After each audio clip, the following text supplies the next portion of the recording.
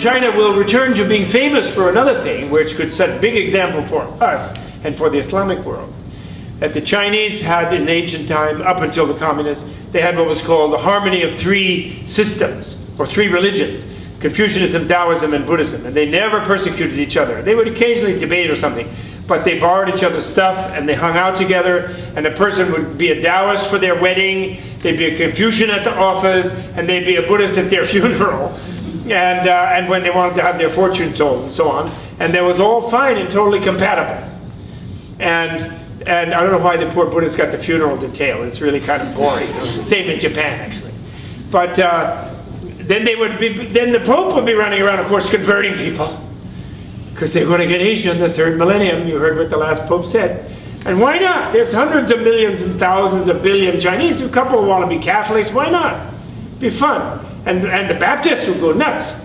But the Chinese will set a tone, and that's one of the Dalai Lama's great things, which if the Chinese government backed him, you could have these fabulous multi-religious and inter-religious institutes and conferences and world religious pluralism, and Islam could be embraced as not the bad guy, really any worse than some of the other fanatics, and any Buddhist fanatics could be toned down as well, and it would really be fantastic. The China could then really be kind of what they call themselves. You know what they call themselves? You don't know that. They don't call themselves China. They call themselves Zhongguo. Zhongguo means the center country, central country. So they could be the center of the universe by setting the way of getting back their good, peaceful Confucianism. Really, Confucius is so great. He's not just into fortune cookies.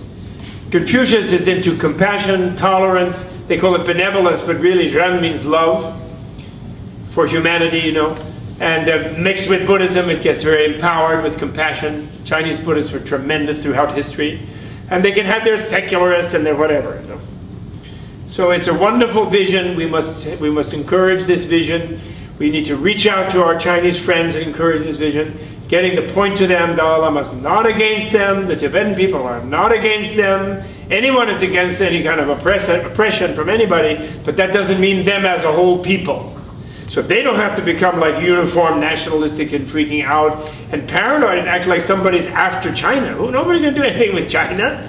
Chinese themselves can barely do anything. China and India, both of them, they have their own way of living in their vast numbers, in their own areas. And they know how to do it, and they're great.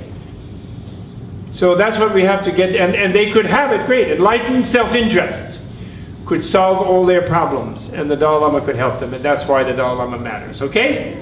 Is that all right? Is that enough? Any questions?